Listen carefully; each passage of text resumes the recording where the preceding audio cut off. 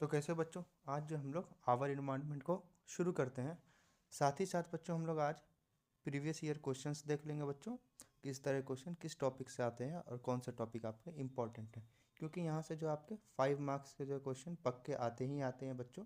CBSE का ये marking scheme है, ठीक है ना। 5 मार्क्स जो है आज के सेशन के बाद आपके जो है 5 मार्क्स इजिली आप स्कोर कर पाओगे। साथ ही साथ हम लोग बच्चों एनसीईआरटी के इन टेक्स्ट और एक्सरसाइज क्वेश्चंस को भी देखते हुए चलेंगे और करते हुए भी चलेंगे। तो ये हमारे बायो का चौथा चैप्टर है बच्चों। बस एक हमारा लाइफ प्रोसेस बचा है, ठीक है। तो शुरू करते हैं बच्चों आज के चैप्टर को। तो चैप्टर की शुरुआत बच्चों इकोसिस्टम से होती है और इकोसिस्टम से क्या कंपोनेंट होते हैं, इकोसिस्टम के क्या कंपोनेंट्स होते हैं बच्चों।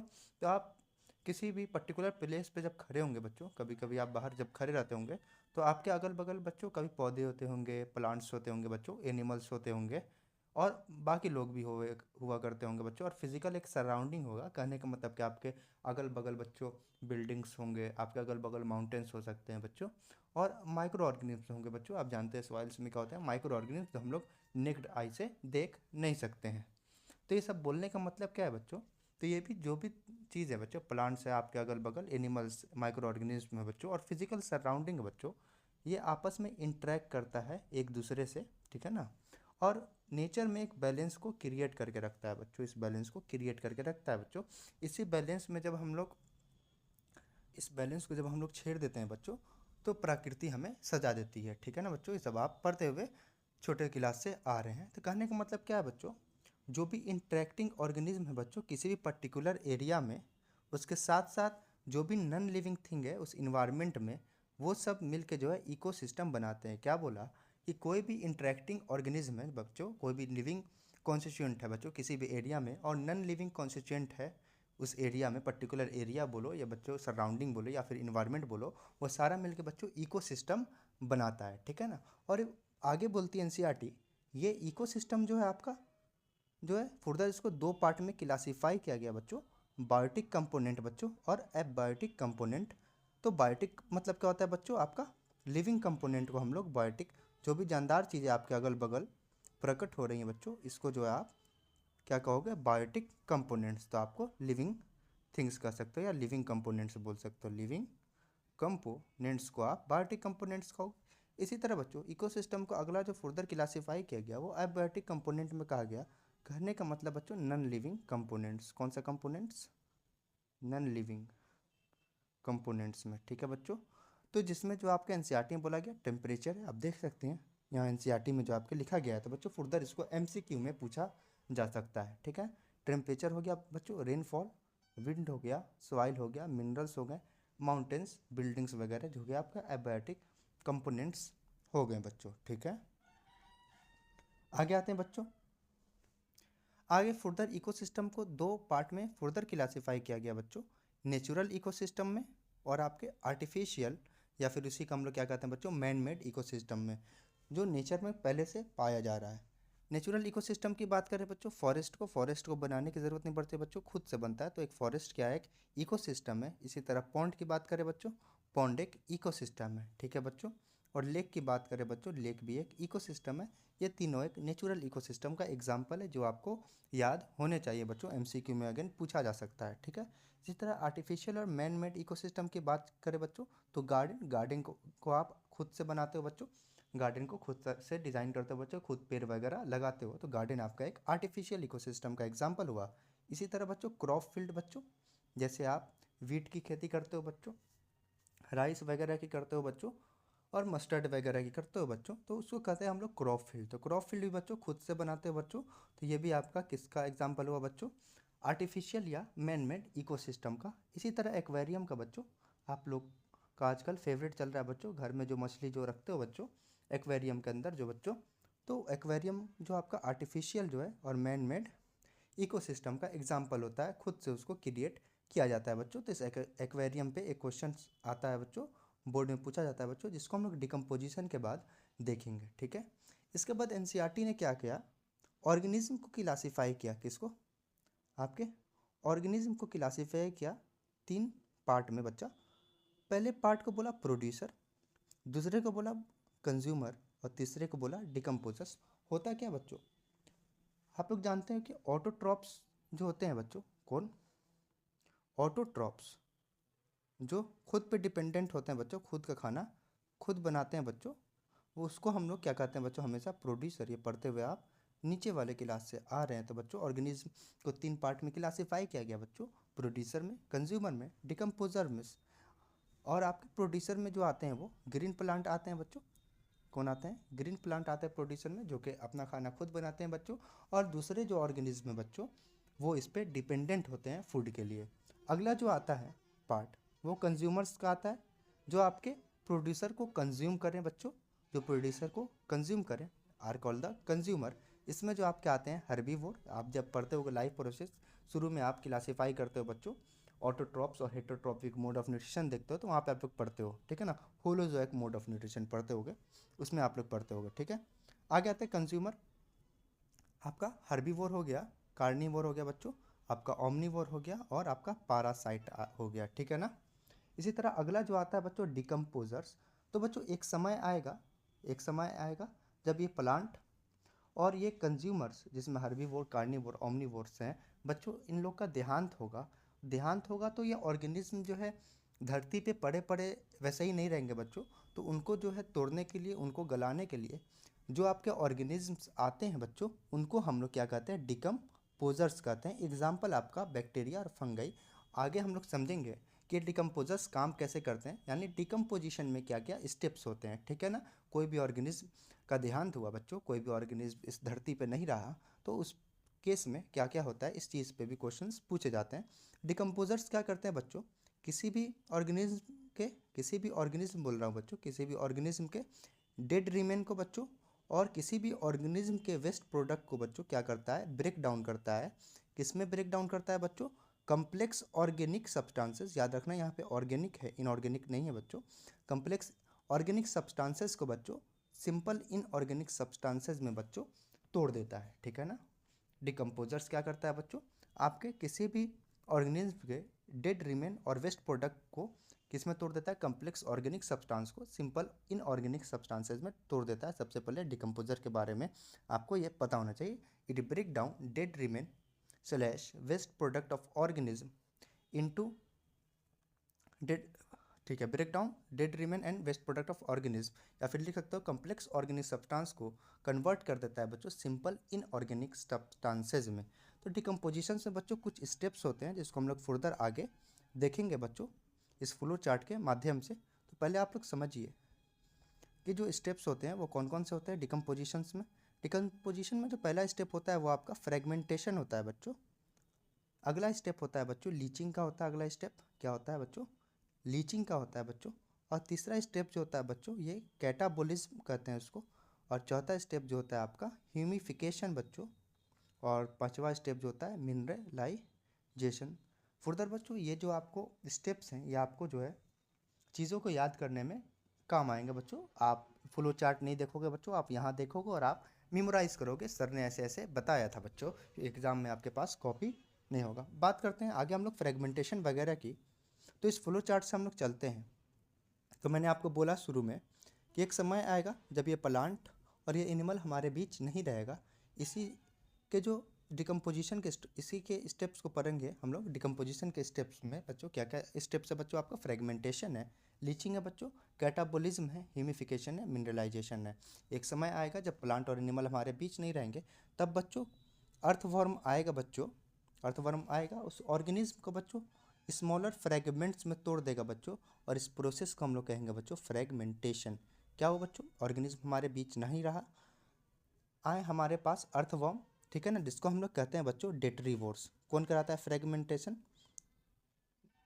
डेट्रीवोर्स, डेट्रीवोर्स। या फिर क्या करते हैं, ये आपका स्मॉलर फ्रेगमेंट्स में किसी भी ऑर्गेनिज्म को तोड़ देते हैं, and the process is called the fragmentation. उसके बाद बच्चों बारिश होगी बच्चों, क्या होगा? उसके बाद स्मॉलर फ्रेगमेंट्स आपके पास आए, बारिश होगी बच्चों, कुछ पार्ट्स आपके सॉइल्स में चले जाएंगे बच्चों, सॉल्यूबल होते हैं बच्चों, ये इस सॉइल में चले जाते हैं। कुछ पार्ट आपके वाटर रिजर्वायर्स में चले जाएंगे, ठीक है ना। वाटर रिजर्वायर पॉन्ड हो गया आपका, रिवर हो गया, लेक्स हो गए आपके, ओशियंस हो गए बच्चों, सी हो गए, ठीक है ना। वाटर रिजर्वायर में गड्ढे में चला गया, वाटर रिजर्वायर में क्या हुई? वर्षा हुई, तो स्मॉलर फ्रेगमेंट कुछ आपके सॉइल में, कुछ वाटर रिजर्वायर्स में चले गए, and this process is called बच्चों लीचिंग। क्या कहते हैं इसको? लीचिंग कहते हैं बच्चों। तो आपको पता होना चाहिए यहाँ पे जो है हाईली न्यूट्रिएंट रिच आपके सब्सटेंसेस होते हैं, ठीक है ना, हाईली न्यूट्रिएंट रिच सब्सटेंसेस होते हैं, ये आपको ऐसे ही पता होना चाहिए, ठीक है। इसी तरह हम लोग ऐसा प्रोसेस नहीं कर रहे हैं, आगे करते हैं। उसके बाद सॉइल में क्या होता है बच्चों? कल मट्टी में चला गया आपके सॉइल्स में क्या हुआ बच्चों? जो स्मॉलर फ्रेगमेंट्स गए, उस फ्रेगमेंट्स पे एक प्रोसेस होता है कैटाबोलिज्म, जिसको आप फुर्दर उसको खूब तोड़ते हो बच्चों, तोड़ते हो, और कम्प्लेक्स ऑर्गेनिक सब्सटेंसेस या से आप उसको सिंपल इनऑर्गेनिक सब्सटेंसेस में तोड़ देते हो बच्चों, and the process is called the catabolism, ठीक है। जो सॉइल में स्मॉल फ्रेगमेंट्स गए बच्चों, लीचिंग के प्रोसेस के बाद कुछ वाटर रिजर्वायर में चले गए थे, और उसको आप कम्प्लेक्स से सिंपल इनऑर्गेनिक सब्सटेंसेस में तोड़ दिए, और प्रोसेस को बोले आप कैटाबोलिज्म। इसके बाद जो ये सिंपल इनऑर्गेनिक सब्सटेंसेस है बच्चों, इसमें जो है बच्चों क्या होगा? ये कन्वर्ट हो जाएगा बच्चों highly fertile dark colour amorphous substances में बच्चों, ये पता होना चाहिए, एमसीक्यू पूछा जाता है कि इसमें चेंज हो जाए बच्चों, highly fertile dark colour amorphous substance में चेंज हो जाएगा, जिसको आप ह्यूमस कहते हो बच्चों, और इस ह्यूमस बनाने के प्रोसेस को हम लोग कहते हैं ह्यूमिफिकेशन, ठीक है। सिंपल इनऑर्गेनिक सब्सटेंसेस चेंज हो जाता है आपका highly fertile dark colour amorphous substances में, जिसको आप ह्यूमस कहते हैं, and the process is called the humification. फिर फर्दर इस ह्यूमस में क्या होता है बच्चों? मिनरलाइजेशन होता है बच्चों। क्या होता है? इससे मिनरल्स बनते हैं, and the process is called the mineralization. जिससे आपके इनऑर्गेनिक न्यूट्रिएंट बनते हैं या फिर सब्सटेंस बनते हैं, आपके पास फॉस्फोरस आ जाता है वापस, आपके पास कार्बन आ जाता है बच्चों। ये अलग अलग प्रोसेस है बच्चों, जिसको आप आगे की क्लास में पढ़ोगे। ये एटमॉस्फेयर में वापस चले जाते हैं, आपके प्लांट्स में वापस चले जाते हैं, ठीक है ना। इस वजह से ये प्रोसेस आपका डिकम्पोजिशन का होता है, ठीक है ना। कोई भी चीज़ आपके बर्बाद नहीं होनी चाहिए। इसके बाद जो आपके पास क्वेश्चंस आते हैं, अगला क्वेश्चन जो आपसे पूछा जाता है ये जो है, why we need to clean aquarium. क्या पूछा जाता है आपसे? Why we need to clean, पता होना चाहिए बच्चों, दिमाग यहाँ लगेगा, क्लीन एक्वेरियम। स्पेलिंग देख लेना बच्चों, स्पेलिंग मिस्टेक मैं कर सकता हूँ। हमें एक्वेरियम क्लीन करने की ज़रूरत क्या है बच्चों? तो हमने अभी पढ़ा कि डिकम्पोजिशन एक ऐसा प्रोसेस है जो कि किसी भी डेड रिमेन को, किसी भी ऑर्गेनिज्म के डेड रिमेन को भी डिकम्पोज करता है, साथ साथ उसके द्वारा जनरेट किए गए वेस्ट मटेरियल को भी करता है बच्चों। तो एक्वेरियम की बात करें तो एक्वेरियम में हम लोग जो है बच्चों decomposers, as for example bacteria and fungi तो नहीं डालेंगे बच्चों, अपने से बना रहे हैं तो वहाँ बैक्टीरिया एंड फंजाई नहीं होंगे बच्चों। इस वजह से जो वहाँ पे आपके वेस्ट मटेरियल प्रोड्यूस हो रहे हैं वो वाटर में एक्यूमुलेट करते जा रहे हैं, और वाटर को जो है पॉल्यूटेड करते जा रहे हैं, जिसके वजह से फर्दर आपकी फिश जो है सर्वाइव नहीं कर पाएगी, और क्या होगा बच्चों? क्या होगा? उसका देहांत हो जाएगा। इस वजह से हमें एक्वेरियम को क्लीन करना पड़ता है, ठीक है ना। क्यों करना पड़ता है? डिकम्पोजर्स आपके पास नहीं होते हैं आर्टिफिशियल मीडियम्स में, ठीक है। तो ये चीज़ आपका एक और क्वेश्चन आपका निकल गया, ठीक है। आगे बात करते हैं बच्चों, हम लोग फूड चेन की करेंगे, हम लोग फूड वेव की करेंगे और पिरामिड्स की करेंगे, ठीक है ना। फूड वेव के डिफिनेशन पे क्वेश्चंस नहीं आते हैं बच्चों, ना ही के बराबर आएंगे भी तो आएंगे, ठीक है ना। ऐसे क्वेश्चन फूड वेव के डिफिनेशन पर नहीं आता है, लेकिन फूड चेन के डिफिनेशन पे सीबीएसई ने क्वेश्चन पूछ चुके हैं, ठीक है ना। तो क्या होता है बच्चों, पहले हम डिफिनेशन बस एक बार याद कर लेना बच्चों, हम लोग पूरा जो है इसको प्रॉपर बनाकर चेक करेंगे। Organism taking part at various biotic levels form आपका फूड चेन, इसको आप याद कर लेना बच्चों, पूछा जा चुका है। और हर एक जो स्टेप होता है आपके फूड चेन में वो आपको ट्रॉफिक लेवल बनाता है। तो हम लोग सीधे बात करते हैं आप फूड चेन की, ठीक है ना। फूड चेन के तो आप बचपन से बच्चों आप जो है बच्चों बचपन से पढ़ते हुए आ रहे होगे। क्या पढ़ते आ रहे होगे बोलो तुम लोग? तो आप पढ़ते आ रहे होगे घास के बारे में। किसके बारे में? घास। घास को खाया हिरन ने, ठीक है ना। आपकी दादी जो है कहानी सुनाती होंगी, ग्रैंड मदर जो आपकी। घास को खाया हिरन ने, हिरन को खा गया टाइगर ने, ठीक है ना। ये पढ़ते आ रहा होगा, तो इससे आप क्या समझे बच्चों? तो ये एक क्या होता है बच्चों, आपका फूड चेन होता है। अलग अलग बायोटिक लेवल पर अलग अलग ऑर्गेनिज्म पार्टिसिपेट कर रहे हैं, ठीक है ना बच्चों। घास को किसने खाया? हिरन ने। और हिरन को खाया आपको टाइगर ने। और ये एक फूड चेन हुआ बच्चों, ये एक फूड चेन हुआ। और इस फूड चेन में बच्चों हर एक लेवल या स्टेप को हम लोग क्या कहते हैं बच्चों?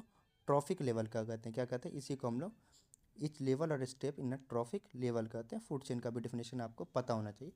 तो क्या हो बच्चों, पहला जो ऑर्गेनिज्म की हम लोग बात कर लें, जो भी फूड चेन में पहला जो आया पहला जो आया आपका घास आया बच्चों, कभी आपका ट्री आएगा, कभी कुछ आएगा।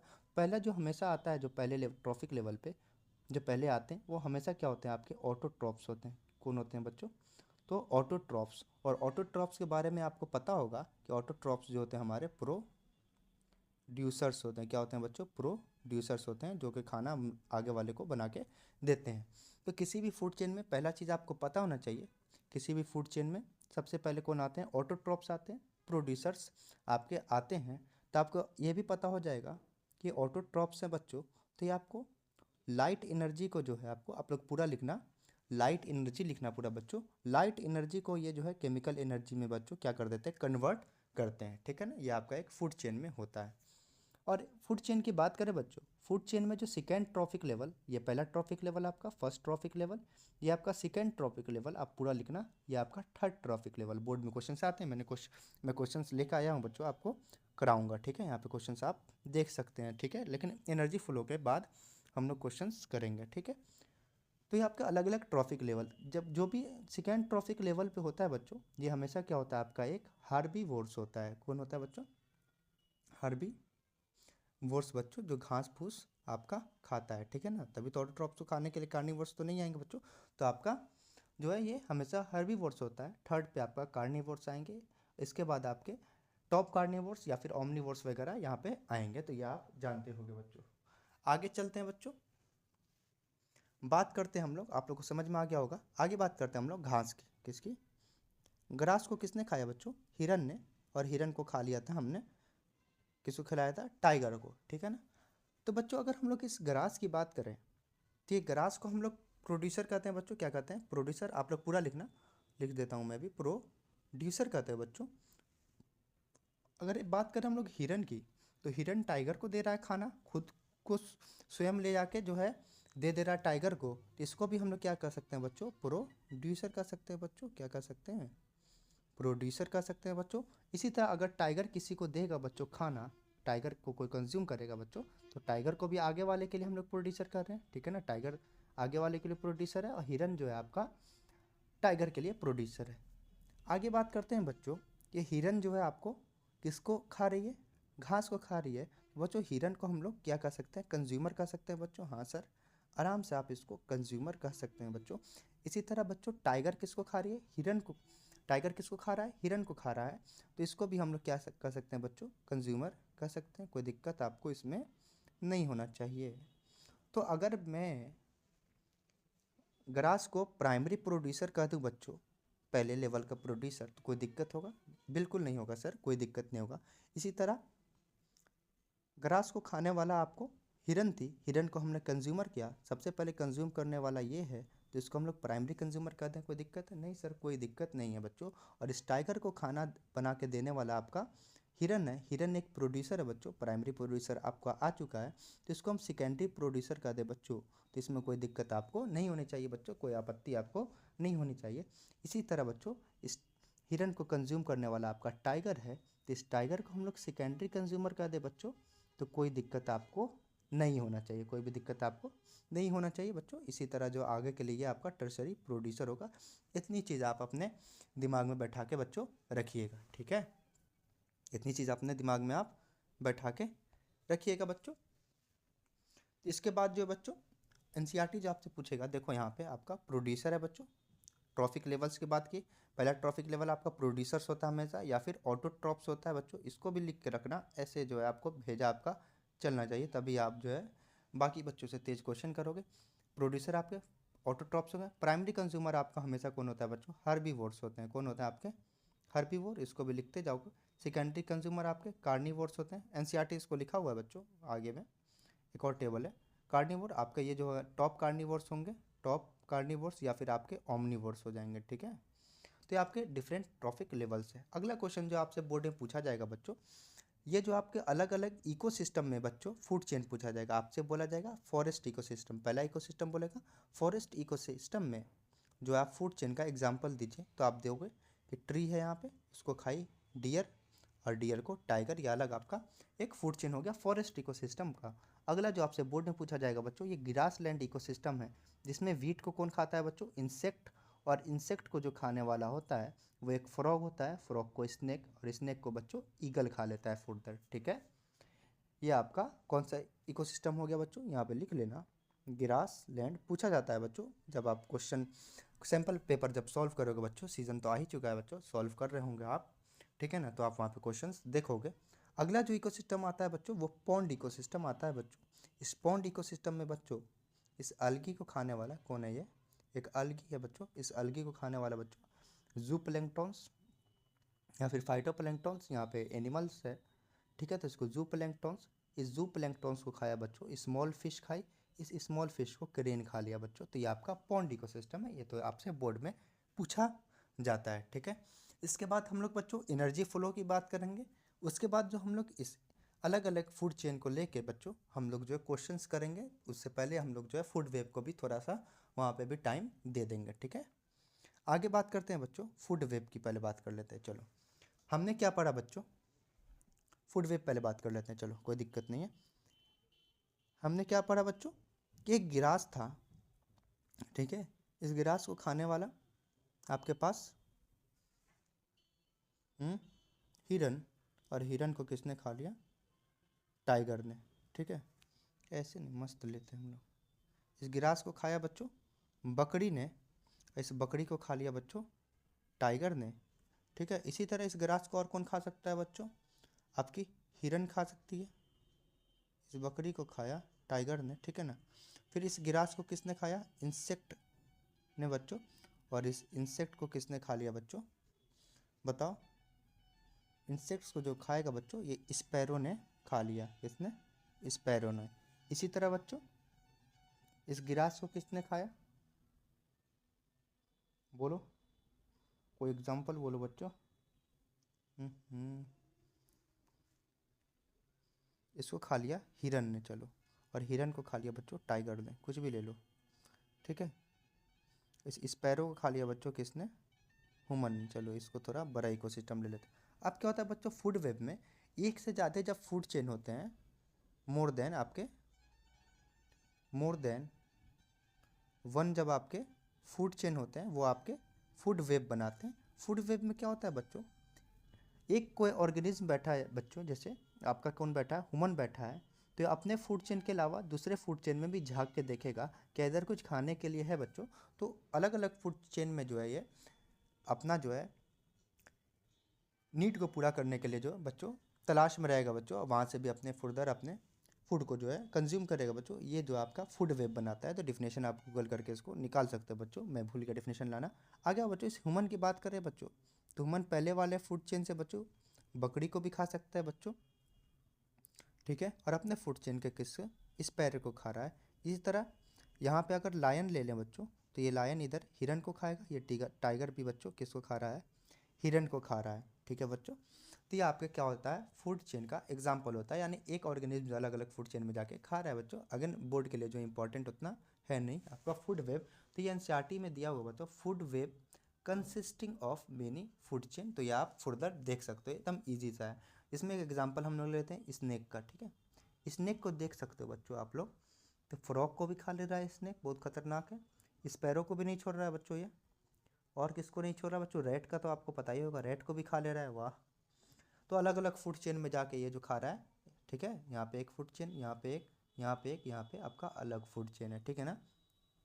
ये जो आपका फाइटोप्लैंक्टॉन्स वाला है, ये देखो, ये जूप्लैंक्टॉन्स, ये आपके फाइटोप्लैंक्टॉन्स, ये आपके जूप्लैंक्टॉन्स, स्मॉल फिश नहीं बच्चों, ये दूसरा है फाइटोजूप्लैंक्टॉन्स, मैं आपको बता दे रहा हूँ, ठीक है ना। यहाँ पे वो वाला आपका नहीं दिया, ठीक है, हम लोग उसको देख लेते हैं, एनर्जी फ्लो के बाद देखेंगे बच्चों। आगे आओ, आपको सैम्पल पेपर्स में क्वेश्चन देखने को मिलता है, बोर्ड में पूछा भी गया है बच्चों फाइटोजू वाला क्वेश्चन, ठीक है। एनर्जी फ्लो की बात करते हैं बच्चों, किसकी, एनर्जी फ्लो की। तो एनसीईआरटी में डायग्राम आपको दिया है, डायग्राम पे हम लोग बाद में आएंगे बच्चों, इस डायग्राम पे बाद में आएंगे बच्चों। हमने बात किया था बच्चों एक ग्रास लैंड इकोसिस्टम की बात करते हैं हम लोग, किसकी, ग्रास लैंड या क्रॉप फील्ड, ग्रास लैंड, ठीक है ना। इकोसिस्टम में हम लोग फूड चेन की बात करेंगे, ग्रास लैंड इकोसिस्टम में हम लोग किसकी बात करेंगे बच्चों, फूड चेन की बात करेंगे। तो इसमें क्या होता है बच्चों, आपके पास वीट, क्या आप लोग वीट की खेती करते हो, इस वीट को कौन खा लेता है बच्चों, यहाँ से एक और बायो मैग्निफिकेशन के बच्चों ख़त्म कर देंगे क्या यहाँ से? वीट को कौन खाता है बच्चों? हम लोग खाते हैं बच्चों? नहीं, वीट को कौन खाया बच्चों? इंसेक्ट खाया। और इस इंसेक्ट को खाने वाला जो होता है बच्चों, इंसेक्ट को खाने वाले बच्चों जो जबान को आगे करके खाता है, अच्छा फ्रॉग खाता है बच्चों। कौन खाता है? फ्रॉग। इस फ्रॉग को खा लेता है बच्चों, खेत में से निकलता है आपका सांप, ठीक है ना, स्नेक। और स्नेक को खा लेता है बच्चा उड़ता हुआ आते हुए ईगल्स, या फिर हॉक कह सकते हो बच्चों, हॉक कह सकते हो, ठीक है। तो वीट को इंसेक्ट, ये आपका ग्रेसलैंड इकोसिस्टम होता है बच्चों। तो आपको पता है वीट हमेशा क्या होगा आपका? प्राइमरी प्रोड्यूसर होगा बच्चों। क्या होगा? ऑटोट्रॉप्स। प्राइमरी प्रोड्यूसर याद आ रहा होगा, प्राइमरी प्रोड्यूसर हमेशा कौन होता है? ऑटोट्रॉप्स होते हैं, ठीक है। ऐसे आपका भेजा चलना चाहिए। ये वीट को खा रहा है बच्चों, तो ये आपका प्राइमरी कंज्यूमर होगा। पहले खाने आया, प्राइमरी कंज्यूमर है। और प्राइमरी कंज्यूमर जो आपका होता है सेकेंडरी प्रोड्यूसर। सेकेंडरी प्रोड्यूसर क्यों है? क्यों फ्रॉग को खाना दे रहा है, प्राइमरी तो आ ही चुका है, इसको खाना दे रहा है, इसी वजह से प्राइमरी सेकेंडरी प्रोड्यूसर। इसी तरह फ्रॉग की बात करें, फ्रॉग जो आपको इंसेक्ट को खा रहा है तो इसको आप सेकेंडरी कंज्यूमर बोलो बच्चों। और सेकेंडरी कंज्यूमर जो होता है बच्चों टर्शियरी प्रोड्यूसर होता है, ठीक है। इसी तरह स्नेक आपका जो है टर्शियरी कंज्यूमर हो जाएगा, आपको आप समझ में आ रहा होगा। और एक क्वार्टिनरी प्रोड्यूसर, इसी तरह ये भी आप देख सकते हो, ठीक है। ये भी आप देख सकते हो क्या होता है बच्चों। एक जो है ट्रॉफिक लेवल में, ये एक क्या है आपका? एक ट्रॉफिक लेवल है। इसी तरह ये भी एक ट्रॉफिक लेवल है, ठीक है बच्चों, ये भी एक ट्रॉफिक लेवल है। सब एक ट्रॉफिक लेवल, एक फूड चेन में हर एक लेवल या हर एक स्टेप जो होता है बच्चों वो एक ट्रॉफिक लेवल होता है। तो एक ट्रॉफिक लेवल से दूसरे ट्रॉफिक लेवल में बच्चों जो एनर्जी जाता है वो 10% होता है। क्या होता है? कितना परसेंट होता है? 10%। और इसको जो हम लोग कहते हैं बच्चों 10%, क्या कहते हैं बच्चों? 10% लॉ। 10% लॉ, जिसको किसने दिया था बच्चों? लिंड मैन ने दिया था बच्चों। नाम याद रखने को ज़रूरत नहीं है, आगे के क्लासेस में पढ़ा जाता है इसको, ठीक है। 10% लॉ। तो एक ट्रॉफिक लेवल से दूसरे ट्रॉफिक लेवल में 10% एनर्जी जाता है बच्चों, बाकी एनर्जी जो है वेस्ट हो गया बच्चों, ठीक है, या फिर कंज्यूम हो गया, ठीक है। यहाँ से यहाँ भी 10%, तो सो ऑन आप देख सकते हो, यहाँ से यहाँ भी 10% एनर्जी जाएगा बच्चों, यहाँ से यहाँ भी 10% एनर्जी जाएगा। अब कौन सा 10% जाएगा बच्चों? तो अगर मान के चलते हैं हम लोग किस वीट के पास बच्चों 1000 जूल एनर्जी के बारे में आप जानते होंगे कि एनर्जी को हम लोग जूल में मेज़र करते हैं, या फिर किलो जूल, या फिर किलो कैलोरी, या फिर कैलोरी में हम लोग मेज़र करते हैं, या आप जो है 9th क्लास में शायद पढ़े होंगे, ठीक है। तो वीट को किसने खाया? इंसेक्ट को। तो वीट के पास आपके 1000 जूल आपके पास एनर्जी था, 1000 जूल। तो इंसेक्ट में कितना एनर्जी जाएगा पूछा जाता है, क्वेश्चंस लेके आया हूँ मैं, आपको क्वेश्चंस कराऊंगा। इंसेक्ट्स में कितना एनर्जी जाएगा बच्चों? 1000 का 10%। तो आप इसको मैथ्स में लिखते हो बच्चों, एग्जाम में आपको सॉल्व करके दिखाना है, सब्जेक्टिव पेपर है बच्चों, ठीक है। 10% ऑफ 1000, ऐसा ही करता हो बच्चों, गलत कर दूँ, मैं मैथ का स्टूडेंट नहीं हूँ, ठीक है। तो 10% मतलब क्या होता है बच्चों? 10 के डिनोमिनेटर में 100 आ जाता है। इसी तरह 1% का मतलब 1 के डिनोमिनेटर में आपके 1000 आ जाता है, ठीक है, 100 आ जाता है, ठीक है। तो ये आपका 2 जीरो से 2 जीरो गया बच्चों, तो ये आपका 100 जूल हो गया, ठीक है ना। तो बहुत बच्चे तो सीधे बोलते सर 1 जीरो कम ख़त्म करना है, तो बच्चों बाकी बच्चे भी ख़त्म ना हो जाए आपके चक्कर में, ठीक है। तो इंसेक्ट के पास जो एनर्जी पहुंचा बच्चों ये 100 जूल एनर्जी पहुंचा। सो ऑन आपसे पूछा जाए फ्रॉग के पास कितना पहुंचेगा बच्चों? तो इसके पास आपके 100 जूल पहुंचा, तो फ्रॉग के पास आपके 10 जूल पहुंचेगा बच्चों। आप इसको सॉल्व कर सकते हो। तो फिर आप 10% ऑफ क्या ले लोगे? 100 जूल ले लोगे बच्चों। 10% ऑफ 100 जूल, तो ये आपका कट गया, ठीक है। नीचे 10 बचा, ऊपर 10, यहाँ से यहाँ कट गया आपका। यहाँ पे जो पहुँचा 10 जूल पहुँचा, 1 जीरो कम होते जा रहा है बच्चों। स्नेक के पास पहुँचेगा 1 जूल, और ईगल के पास जो पहुँचेगा बच्चों ये 0.1 जूल। उसके बाद जो है बच्चों तुम देखो कि वीट के पास आता है 1000 जूल एनर्जी, इंसेक्ट के पास पहुंचा बस आपका 100 जूल एनर्जी, फ्रॉग के पास 10 जूल। लेकिन इकोस आपके फूड चेन में जो 4th ट्रॉपिक लेवल पे जो बैठा है, 5th ट्रॉपिक लेवल पे और 4th ट्रॉपिक लेवल पे पहुंचा बच्चों, इसके पास तो बहुत कम एनर्जी जा रहा है, 0.1 जूल जा रहा है 5th के पास, इसके पास 1 जूल एनर्जी जा रहा है बच्चों।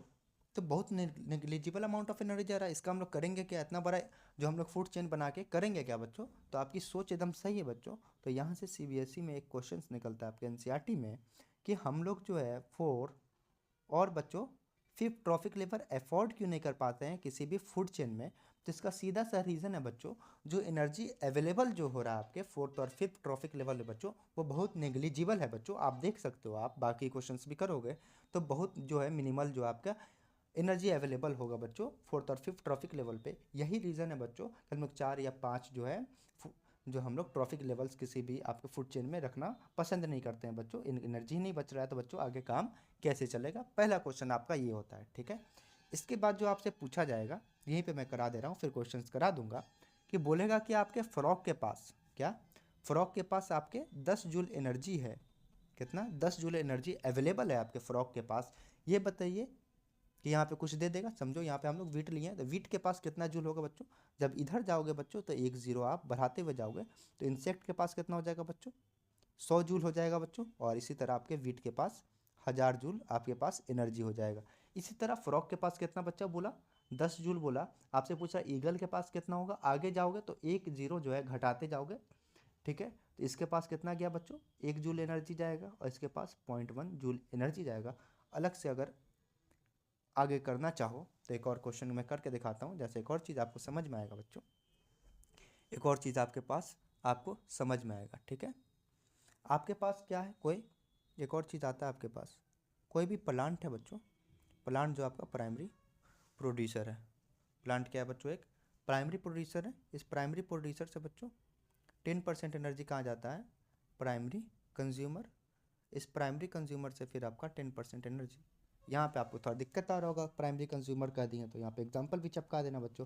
प्राइमरी कंज्यूमर से सेकेंडरी कंज्यूमर पे भी कितना परसेंट एनर्जी, 10% एनर्जी जाता है, ठीक है। एग्जांपल भी लिख लो बच्चों, दिक्कत है, प्लांट है, यहाँ पे हिरन, यहाँ पे टाइगर, वही है, ठीक है। तो एक और बात यहाँ पे आता है बच्चों, जो सनलाइट से जो एनर्जी आता है बच्चों, कहाँ से, सनलाइट से। अगर सनलाइट से जो भी रेडिएशन से, जो सनलाइट के रेडिएशन से जो एनर्जी आ रहा है बच्चों, इसका मात्र बच्चों 1% जो है प्लांट टेक करता है, 1% जो है प्लांट एनर्जी लेता है, ठीक है ना।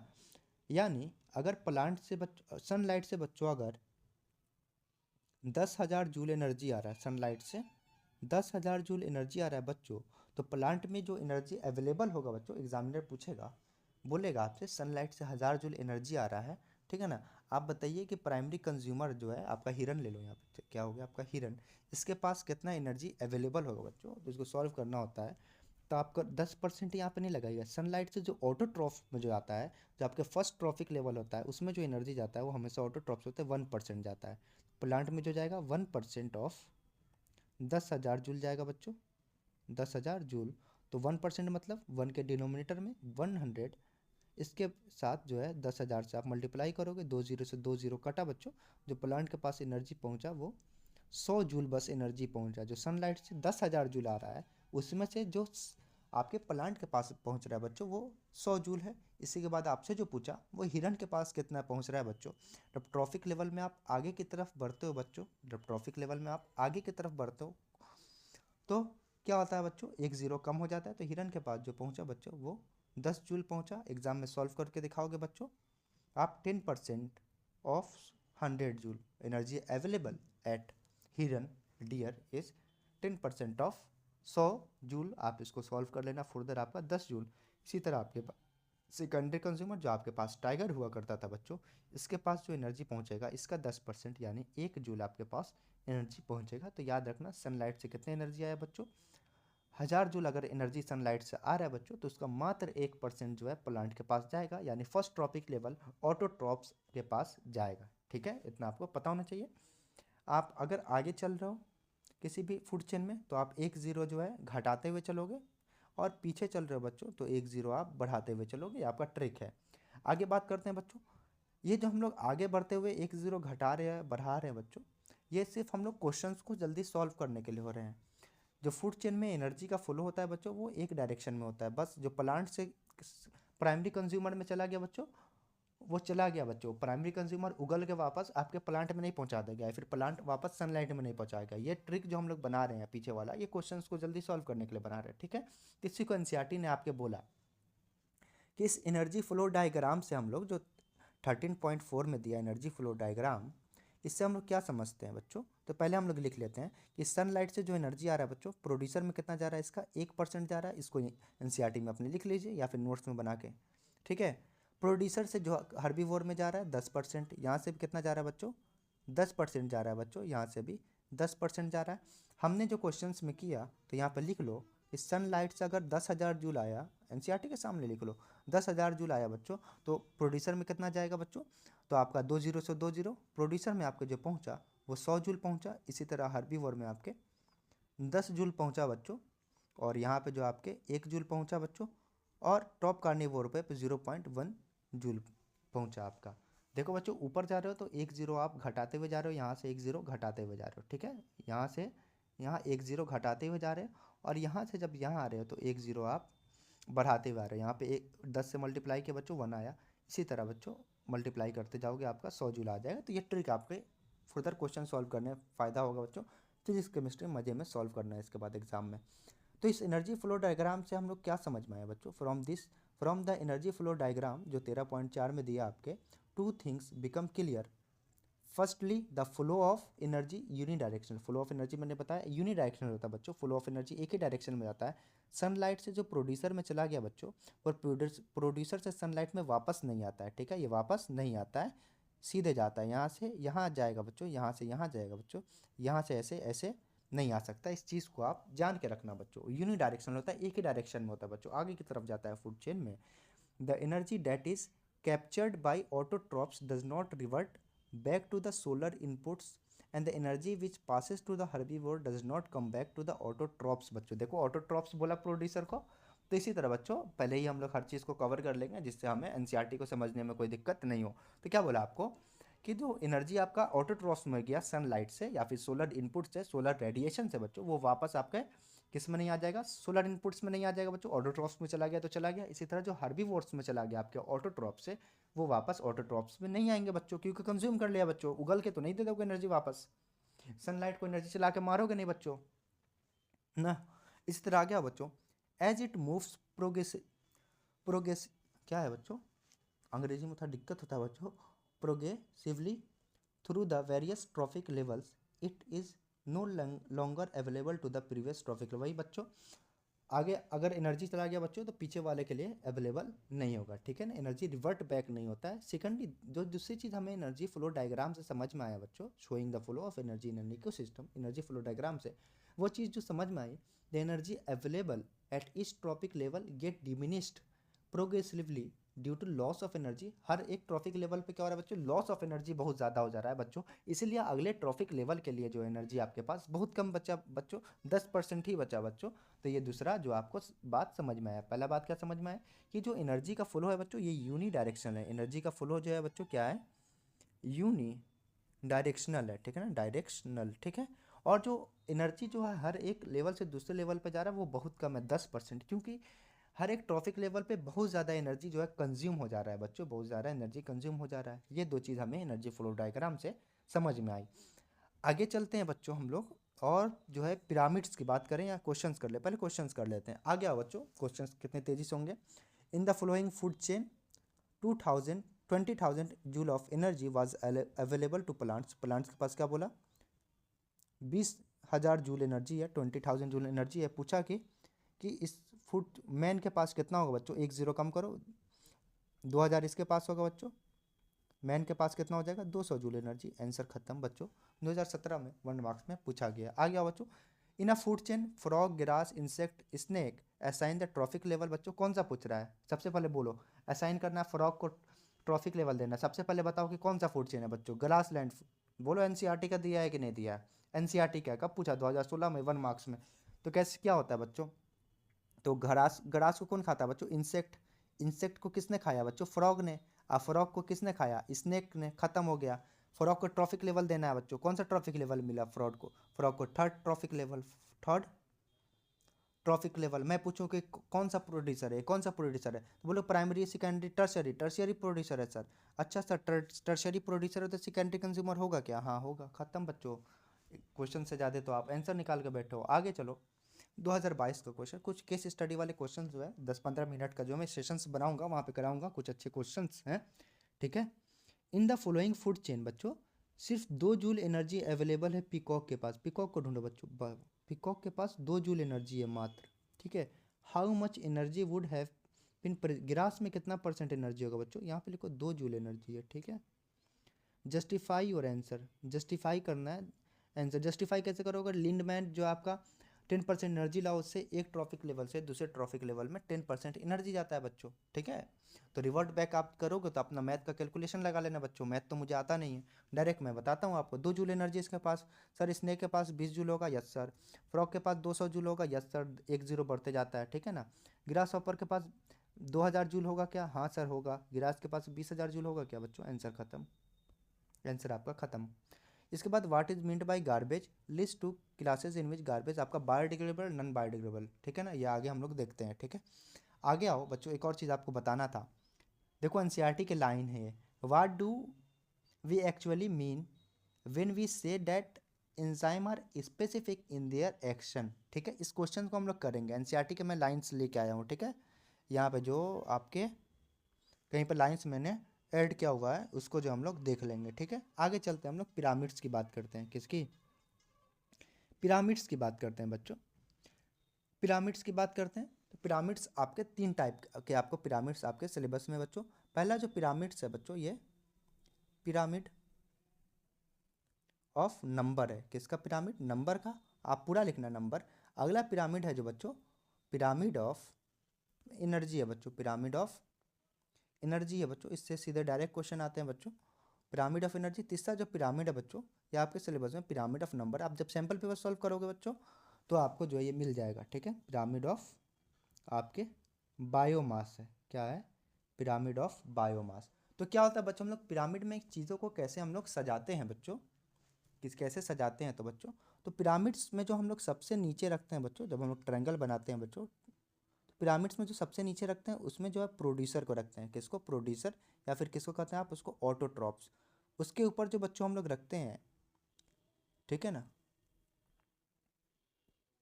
ठीक है ना, उसके ऊपर जो होता है वो आपका, उसके ऊपर जो होता है आपका वो, तो आप लोग बताओ, हर्बीवोर होता है बच्चों, ठीक है। उसके ऊपर जो होता है आपका हर्बीवोर, उसके ऊपर जो बच्चों होता है वो ऐसे हम लोग सजाते हैं, कार्निवोर या फिर ओमनीवोर, उसके ऊपर टॉप कार्निवोर या फिर ओमनीवोर, ठीक है। ये आपका पिरामिड बनता है, ठीक है, ऐसे हम लोग सजाते हैं, ठीक है।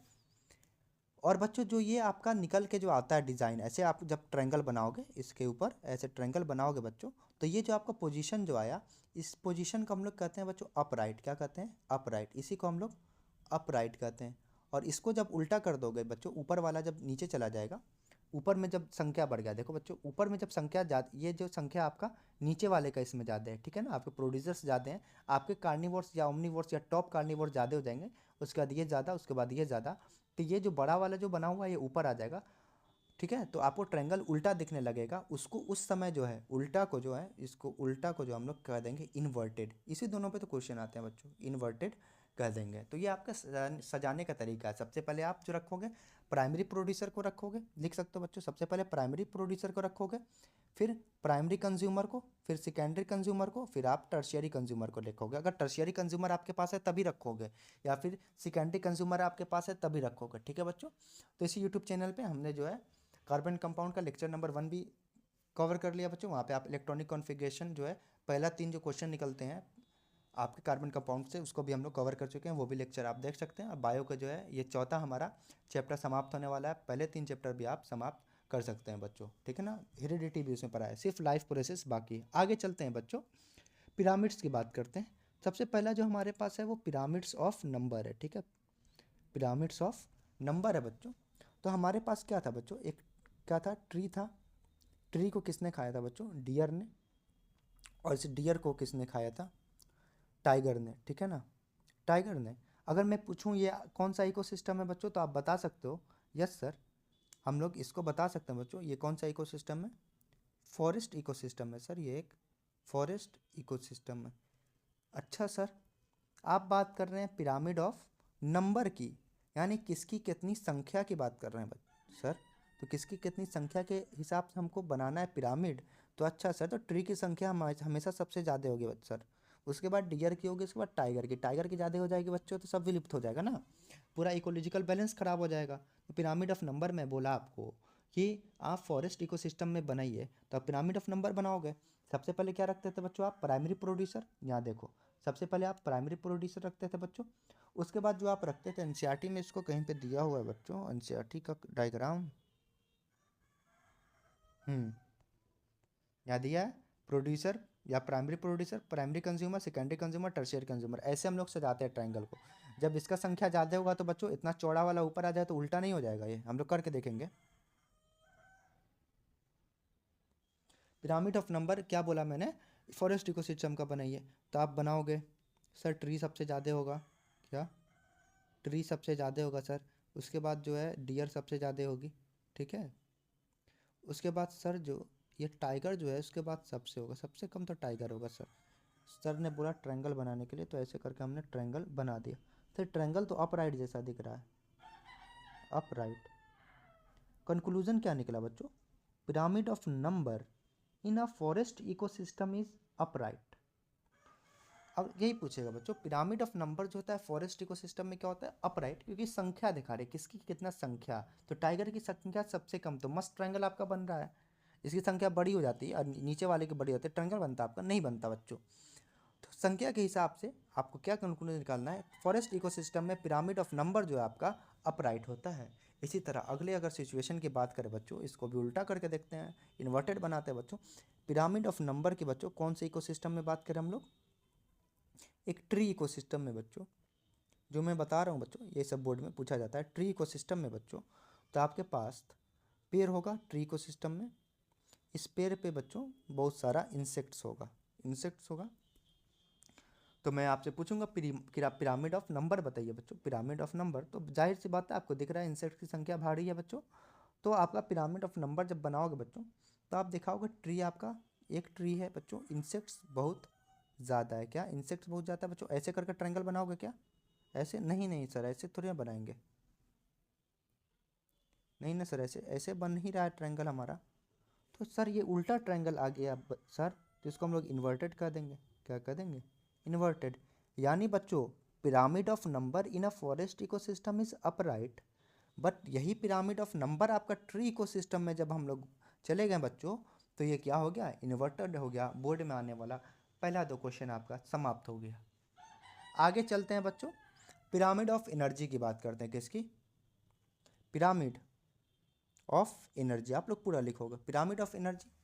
तो पहले के जैसा हम लोग पहले कौन सा इकोसिस्टम लेते हैं? Pyramid of energy in a forest ecosystem. Sir pyramid of energy हमको मालूम है सर, एनर्जी पहले वाले ट्रॉफिक लेवल में सबसे ज़्यादा होता है। ये इन्वर्टेड नहीं होगा सर, ये अपराइट होगा। ठीक है, आपको इतना चीज़ आपके दिमाग में आया, बहुत अच्छी बात है बच्चों। आगे बताते हैं, फॉरेस्ट इकोसिस्टम में क्या हुआ करता था? तो आपके पास टाइगर था, ट्री था बच्चों। क्या था? ट्री था। ट्री को डियर ने खाया। डियर को किसने खा लिया बच्चों? टाइगर, या फिर लायन लिख सकते हो, आपको जो मन है इच्छा कर रही है वो लिख सकते हो, टाइगर।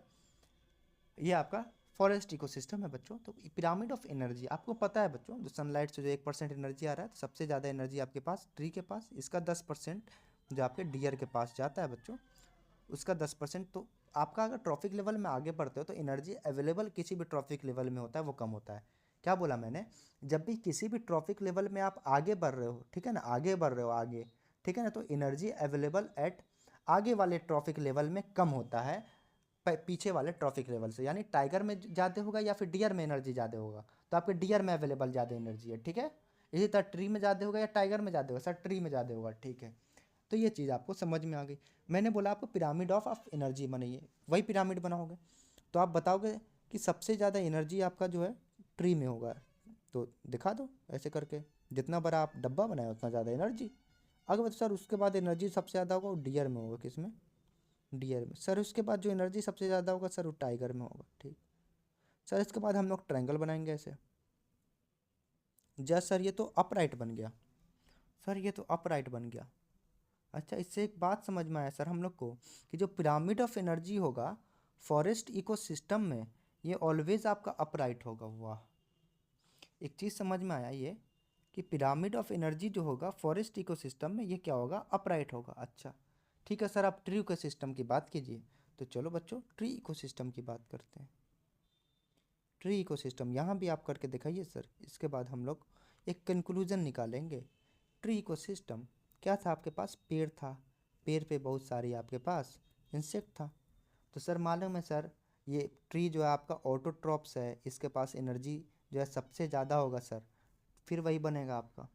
तो एक ट्री, बड़ा सा विशाल सा ट्री का डब्बा बनाएंगे सर, इसमें एनर्जी सबसे ज़्यादा होगा सर। इंसेक्ट ज़्यादा है लेकिन एनर्जी कहाँ से ले रहा है? ट्री से ले रहा है। और ट्री के पास कहाँ से आ रहा है सर? सनलाइट से आ रहा है सबसे ज़्यादा, फिर सर 10% बस ट्रांसफ़र करता है सर। अच्छा सर, तो इसके बाद इंसेक्ट होगा आपका। सर ट्रायंगल बनता हुआ दिख रहा है सर, बना दिए। सर ये भी आपका जो है अपराइट आ गया, समझ में नहीं आया सर, ये भी आपका अपराइट आ गया। तो बच्चों जान लो, पिरामिड ऑफ एनर्जी जो होता है आपका forest ecosystem as well as tree ecosystem दोनों में अपराइट होता है।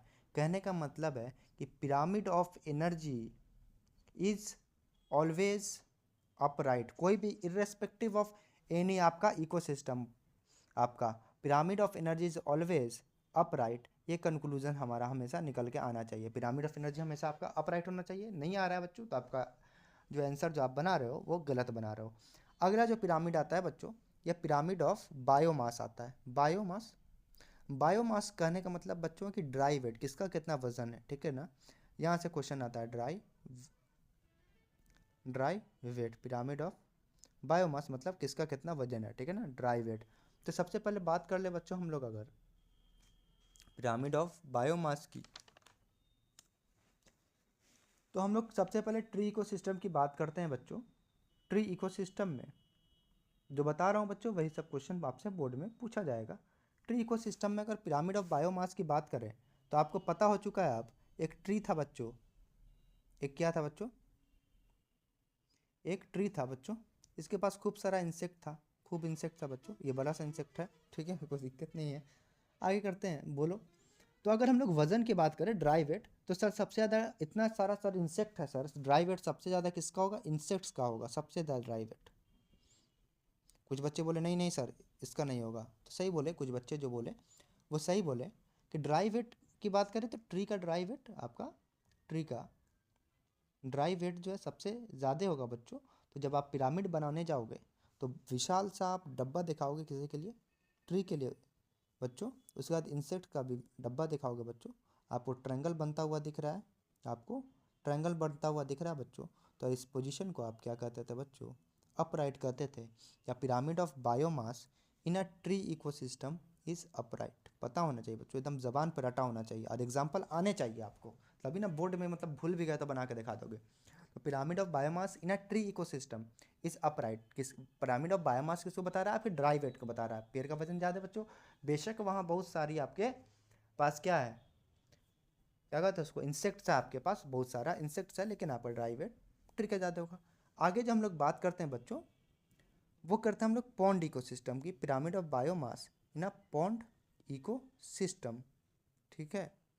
ये अपराइट होता है या फिर इन्वर्टेड होता है, तो आप लोग पढ़ते हुए आ रहे होंगे, सैम्पल क्वेश्चन, सैम्पल पेपर में आपने देखा होगा क्वेश्चंस ज़रूर, कि एक फाइटोप्लैंक्टॉन्स होता था, फाइटोप्लैंक्टॉन्स जो कि अलगी होते हैं बच्चों, प्लैंक्टॉन्स, पर फाइटोप्लैंक्टॉन्स को जो खाता था वो जू प्लैंक्टॉन था बच्चों, प्लैंक्टॉन्स था बच्चों, छोटे छोटे जो एनिमल्स जो होते हैं इसमें आपके पॉन्ड्स वगैरह में या फिर सी में, उसको जू प्लैंक्टॉन्स कहते हैं। जू प्लैंक्टॉन्स को स्मॉल फिश, ठीक है, पूरा आप लोग लिख लेना, स्मॉल फिश को बच्चों पूरा लिखना, लार्ज फिश खाती थी, ठीक है, स्मॉल फिश को जो आपका लार्ज फिश खा लेती थी। अगर हम लोग बात करें पिरामिड ऑफ बायोमास बच्चों, मास की बात बच्चों, वज़न की बात करें, तो आपको देख के लग रहा है सर फाइटोप्लैंक्टन इतू सा तो है सर, तो इसका जो वज़न जो है उतना ज़्यादा नहीं होगा। जू प्लैंक्टॉन्स की बात करें तो वज़न ज़्यादा होगा सर, लेकिन फाइटोप्लैंक्टन से बस ज़्यादा होगा सर। इसी तरह स्मॉल फिश की बात करें, वज़न तो ज़्यादा होगा सर, लेकिन जू प्लैंक्टन से ज़्यादा होगा। लार्ज फिश की सर वेल, हाँ सर, शार्क वगैरह सर बहुत ज़्यादा वज़न होगा सर, ठीक है। इसी तरह बात करें पिरामिड ऑफ आपके biomass in a pond ecosystem बनाने की कोशिश अगर हम लोग करते हैं सर, तो पिरामिड ऑफ बायोमास बना रहे हैं बच्चों, पिरामिड ऑफ नंबर नहीं बना रहे हैं। नंबर की बनाते हैं तो आपका कौन क्या आ जाता है, ये पिरामिड ऑफ नंबर का बना लेते हैं हम लोग पॉन्ड इकोसिस्टम में, तो ये आपका अपराइट आ जाएगा। क्या आ जाएगा? फाइटोप्लैंक्टन सबसे ज़्यादा होंगे बच्चों, जो ऑटोट्रॉप्स होंगे वही ना सबसे ज़्यादा होंगे, तो ये आपका, तो उसको बना ही लेंगे। पहले हम लोग बनाते हैं पिरामिड ऑफ बायोमास, यहाँ लिखो पिरामिड ऑफ बायोमास। तो आप कहोगे सर इसका वजन बहुत कम होता है फाइटोप्लैंक्टन्स का, पी लिखो सर, ज़्यादा बड़ा ट्रायंगल किस लिए बनाएंगे सर, इसका संख्या सबसे कम होता है, ठीक है। सबसे पहले प्राइमरी, चलो यहाँ लिखते भी चलेंगे, सबसे पहले प्राइमरी प्रोड्यूसर आता है, ऐसे नहीं ट्रायंगल बनता है। इसके बाद सर सबसे ज़्यादा होता है, सबसे ज़्यादा वजन होता है हमारा जूप्लैंक्टॉन्स का, सर ये जो होता है हमारा, इसके बाद प्राइमरी कंज्यूमर होता है, ट्रायंगल बनता है, ठीक है। इसके बाद जो सर सबसे ज़्यादा वजन होता है स्मॉल फिश का होता है सर, ठीक है। इसको हम लोग सेकेंडरी कंज्यूमर कहते हैं सर, या हमका स्मॉल फिश हो गया सर। इसके बाद जो सबसे ज़्यादा वजन होता है सर ये लार्ज फिश का होता है, किसका, लार्ज फिश का। इसको सर हम लोग कहते हैं second tertiary consumer. Sir triangle बनता हुआ दिख रहा है, लेकिन सर ये तो उल्टा ट्रायंगल बन गया सर, लग रहा है सर नर्सरी के किसी बच्चे ने बनाया ट्रायंगल, उल्टा ट्रायंगल बनते हुए दिख गया। तो ये ट्रायंगल जो होता है आपका इन्वर्टेड, कहने का तात्पर्य बच्चों कि जो पिरामिड ऑफ बायोमास होता है पॉन्ड इकोसिस्टम में बच्चों, pyramid of biomass in a pond ecosystem is inverted, pond ecosystem में pyramid of biomass is inverted. याद रखना, pyramid of biomass in a tree ecosystem is upright, ठीक है, नोट्स में लिखना है ऐसा ही अंग्रेजी, ठीक है। Pyramid of biomass in a tree ecosystem is upright while pyramid of biomass in a pond ecosystem is inverted, ठीक है। इसी तरह अगर हम लोग बात कर लें यहाँ पे पिरामिड ऑफ एनर्जी की, पिरामिड ऑफ एनर्जी की, ठीक है, सबसे ज़्यादा एनर्जी इसके पास, और पिरामिड ऑफ नंबर की बच्चों, पिरामिड ऑफ एनर्जी और pyramid of number in a pond ecosystem, तो ये दोनों क्या होगा बच्चों, आपका अपराइट होगा, क्या होगा, अपराइट होगा, क्या होगा, अपराइट होगा बच्चों, ठीक है ना। पिरामिड ऑफ नंबर क्या होगा, हमेशा आपका अपराइट होगा, ठीक है। तो आप बना सकते हो, इसको उल्टा कर दोगे, एक तो बना देता हूँ मैं, ठीक है, एक बनाते हैं, ठीक है। तो आपका सबसे ज़्यादा जो होगा पिरामिड ऑफ नंबर की बात करें तो आपका फाइटोप्लैंक्टन सबसे ज़्यादा होगा बच्चों, जिसको आप प्राइमरी प्रोड्यूसर, ये तो लिख लोगे आप, समझ में आ गया आपको। उसके बाद जो आपका सबसे ज़्यादा होगा जूप्लैंक्टन्स, उसके बाद जो होगा बच्चों स्मॉल फिश, उसके बाद बच्चों आपका लार्ज फिश। यहाँ पे आपका ट्रायंगल बनता हुआ दिख रहा है, ठीक है। ये पिरामिड ऑफ आपका नंबर का। तो पिरामिड ऑफ एनर्जी की बात करें बच्चों तो फाइटोप्लैंक्टन आपका ऑटोट्रॉप्स होता है, ठीक है। तो इसके बाद सबसे ज़्यादा एनर्जी होगा बच्चों, तो इसी तरह एनर्जी ऊपर जाने पे बढ़ रही है बच्चों, पिरामिड ऑफ आपका एनर्जी का भी ऐसे ही बन जाएगा। अब क्वेश्चन बोर्ड में वही आते हैं जो मैंने बोला कि अगर हम लोग पिरामिड ऑफ एनर्जी की बात करें irrespective of any ecosystem, pyramid of energy जो आपका हमेशा अपराइट होता है। अगला है pyramid of number, pyramid of number in a forest ecosystem is upright, ठीक है, pyramid of number in a forest ecosystem is upright while the pyramid of number in आपका ट्री इकोसिस्टम इज इन्वर्टेड, ठीक है ना। Pyramid of number किसको देगा, संख्या को दिखाता है, ठीक है।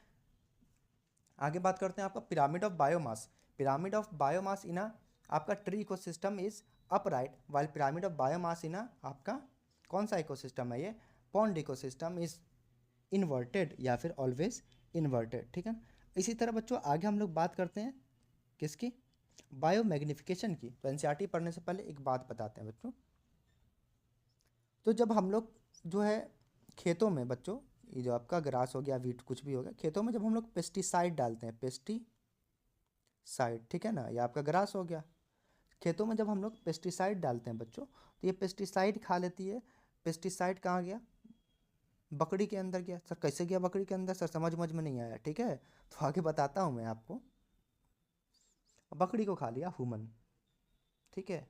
क्या हो बच्चों, पेस्टिसाइड हम लोग जब खेतों में डालते हैं या फिर किसी भी फसल पे डालते हैं बच्चों, इंसेक्ट्स को मारने के लिए, इंसेक्ट्स किलर, ठीक है, डब्बे पे लिखा रहता है, बहुत जहरीला चीज़ होता है बच्चों। तो पेस्टिसाइड की खासियत है बच्चों, इसको वॉश करोगे ना, कितना वॉश कर दो बच्चों तो ये ख़त्म नहीं होता ये, तो आप इसको वॉश करो। दे कैन, यहाँ लिखा है दे can not always be remove by washing और अदर मीन, धोने से ना जाता है ये, ठीक है। तो ये जो है पेस्टिसाइड ग्रास में गया, ग्रास को कौन कंज्यूम कर लिया, बकरी, ठीक है। अब बकरी को कौन कंज्यूम कर लिया, ह्यूमन कंज्यूम कर लिया बकरी को, ठीक है। खस्सी नहीं, बकरी खाएगा ह्यूमन, ठीक है, ह्यूमन खा ली बकरी। अगर हम एनर्जी की बात करें तो आप बोलो सर सबसे ज़्यादा एनर्जी आपके ग्रास में होगा, ठीक है, एनर्जी की बात करें। उसके बाद यहाँ से यहाँ 10% एनर्जी, उसके बाद जो एनर्जी सबसे ज़्यादा होगा आपका बकरी में होगा एनर्जी सबसे ज़्यादा, उसके बाद ह्यूमन में होगा, नहीं गलत बता दिया, सबसे ज़्यादा एनर्जी आपका किस में होगा, गिरास में होगा उस, ठीक है। आपके बकरी में गिरास से कम एनर्जी होगा, 10% जाएगा, ह्यूमन में सबसे कम एनर्जी आपको देखने को मिलेगी।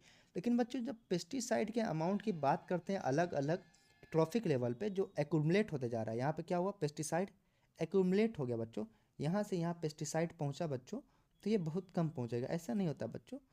यहाँ पे जितना पेस्टिसाइड था ना उससे ज़्यादा आपके बकरी में पेस्टिसाइड पहुंच गया बच्चों, और इस प्रोसेस को हम लोग क्या कहते हैं, बायो मैग्निफिकेशन।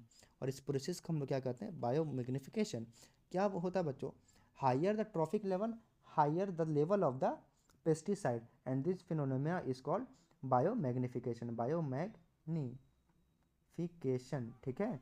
उसके बाद जब बकरी को कंज्यूम कर लिया ह्यूमन, तो ह्यूमन में सबसे ज़्यादा पेस्टिसाइड खतरनाक बच्चों, घर में जाके बताना कि अब जो सब्जियां जो है, जो छत पे हम लोग उगाएंगे, ऑर्गेनिक जो है फार्मिंग करेंगे, टेरेस गार्डनिंग करेंगे, ठीक है ना। अपने पेरेंट्स को बोलना, ठीक है। पेस्टिसाइड का इफेक्ट जान लिए, एनर्जी तो हमारे में कम आ रहा है, लेकिन ये पेस्टिसाइड जो ह्यूमन ने बनाया हुआ कितना डिजास्टरफुल चीज़ बना रहे हैं, कि हमारे ही में सबसे ज़्यादा आ रहा है लेकिन एनर्जी कम आ रहा है, ठीक है। तो एनर्जी जो है हर ट्रॉफिक लेवल में आपका बढ़ते गया, ठीक है। एनर्जी आपका हर ट्रॉफिक लेवल पे घटते गया, पेस्टिसाइड के नंबर बढ़ते गया, amount of pesticide in a particular trophic level जब तक आगे जाते जाओगे सबसे ज़्यादा होगा, जो हाइयर होगा ट्रॉफिक लेवल पे बैठा हुआ बच्चों, उसमें सबसे ज़्यादा पेस्टिसाइड का अमाउंट पाया जाएगा। And this phenomena is called biomagnification. NCERT पढ़ते हैं बच्चों।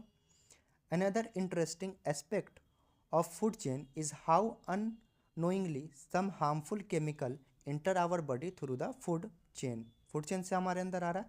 You have read in class 10th class आपका 9th how water get polluted. One of the reason is the use of several pesticide. बच्चों pesticide, बच्चों बारिश हुई, वर्षा हुई, पेस्टिसाइड चला गया वाटर रिजर्वायर में, ठीक है, समझ में आ रहा है।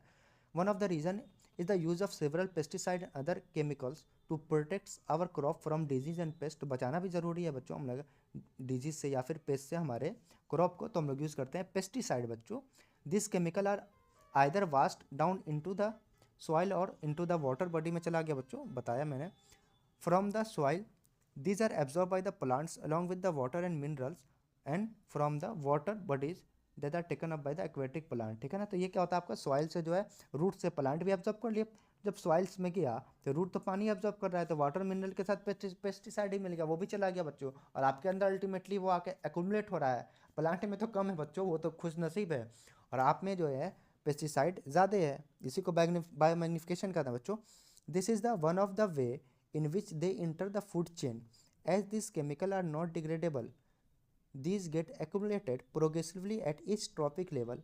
As human beings occupy top level in any food chain, किसी भी food chain में top level होता है, सामने बस टाइगर नहीं होना चाहिए, the maximum concentration of these chemical get accumulated in our body, तो सबसे ज़्यादा हमारे में कंसनट्रेशन होगा किसका, पेस्टिसाइड का। This phenomenon is called biomagnification. बच्चों याद रखना बच्चों, बोर्ड में क्वेश्चन पूछा जाता है बायोमैग्निफिकेशन, अपने से लिख सकते हो बच्चों अब, ठीक है ना, समझ के लिखो। This is the reason why our food grains such as wheat and rice, vegetable and fruits and even meat contain varying amount of pesticide residue, ठीक है ना। They can not always be remove by washing और other mean, ठीक है ना, हमेशा जो है धोने वोने से ये जो है ख़त्म नहीं हो जाता है। एनसीईआरटी ने आपको बोला, तो यहाँ तक हमने देख लिया, ठीक है। आगे जो एनसीईआरटी का अगला टॉपिक, तो यहाँ तक आपके एक क्वेश्चन आते हैं, ठीक है, एक एमसीक्यू आएगा। अगला जो आपका आएगा क्वेश्चन बच्चों, ये आएगा आपका, how do our activity affect the environment. हमारी एक्टिविटी जो है हमारे इन्वायरमेंट को बच्चों कैसे हानि पहुंचाती है, ठीक है। तो हमको दो इन्वायरमेंटल प्रॉब्लम पढ़ने हैं बच्चों। पहला जो है ओजोन लेयर के डिप्लेशन का कारण पढ़ना है, दूसरा वेस्ट डिस्पोजेबल। वेस्ट डिस्पोजल जो आप जो है नर्सरी क्लास से पढ़ते आ रहे हो नहीं बच्चों, जब से साइंस आपका शुरू हुआ होगा बच्चों, ये चैप्टर जो आप पढ़ते आ रहे होगे, ठीक है। सबसे पहले पढ़ेंगे हम लोग ओजोन के बारे में। तो ओजोन को एनसीईआरटी ने बोला कि ओजोन एक क्या होता है, ओजोन एक एमसीक्यू में पूछ लिया गया, डेडली पॉइजन होता है बच्चों, लेकिन डेडली पॉइजन होता है, लेकिन बच्चों एटमॉस्फेयर के टॉप लेवल पे, स्ट्रेटोस्फेयर पे ये ओजोन बहुत अच्छा काम करके देता है। क्या काम करके देता है बच्चों, ये ओजोन जो है बच्चों क्या होता है, फॉर्मेशन कैसे होता है ओजोन का बच्चों, एटमॉस्फेयर में मस्त ऑक्सीजन घूम रहा था बच्चों, अचानक से एक यूवी रे नाम का रेडिएशन आपका आके पड़ता है इस ऑक्सीजन पे, और इस ऑक्सीजन को दो ऑक्सीजन के पार्ट में तोड़ देता है, जिसको हम लोग नेसेंट ऑक्सीजन कहते हैं बच्चों। क्या हो रहा था, एक ऑक्सीजन मस्त आपका एटमॉस्फेयर में घूम रहा था बच्चों, यूवी रे आया, ऑक्सीजन को O+O में तोड़ दिया बच्चों, तो इस ऑक्सीजन जो टूटा बच्चों, उस ऑक्सीजन के आजू बाजू में और O2 के मॉलिक्यूल होंगे बच्चों, ऑक्सीजन को O2 से हम लोग कहते हैं बच्चों, और जो O होता है उसको नेसेंट ऑक्सीजन कहते हैं, ठीक है। तो ये जो टूटा जो आपका नेसेंट ऑक्सीजन, इसके आजू बाजू क्या होंगे बच्चों, और ऑक्सीजन होंगे बच्चों, क्या होंगे, और ऑक्सीजन होंगे। तो ये जो एक O है बाजू वाले ऑक्सीजन से क्या करेगा, रिएक्ट कर लेगा बच्चों, और O3 का फॉर्मेशन कर लेगा, इसी को हम लोग ओजोन कहते हैं, क्या कहते हैं बच्चों, क्या कहते हैं बच्चों, ओजोन कहते हैं बच्चों। और ये हमारे एटमॉस्फेयर में बच्चों, top level of atmosphere stratosphere पे एक लेयर बना के देता है बच्चों, जिसको हम लोग क्या कहते हैं बच्चों, ओजोन लेयर कहते हैं। ठीक है, क्या कहते हैं, ओजोन लेयर बच्चों। और ये हमको प्रोटेक्ट करता है बच्चों, नोट्स में लिख लेना, इट प्रोटेक्ट अस फ्रॉम कहाँ से, यूवी रेडिएशन। यूवी रेडिएशन से हमको प्रोटेक्ट करता है। इसीलिए जो एथलीट जो है क्रीम लगा के खेलते हैं, क्योंकि ये यूवी रेडिएशन जो है स्किन कैंसर को कॉज करता है। क्या किसको कॉज करता है बच्चों, यूवी रेडिएशन से क्या होता है, स्किन कैंसर। इस वजह से ओजोन जो हमारे फ़ायदे का चीज़ है, ठीक है ना। लेकिन बच्चों क्या हुआ कि इस ओजोन को ख़त्म करने के लिए बच्चों क्या आ गया, एनसीईआरटी लेकर आया हूँ मैं, ओजोन वाला।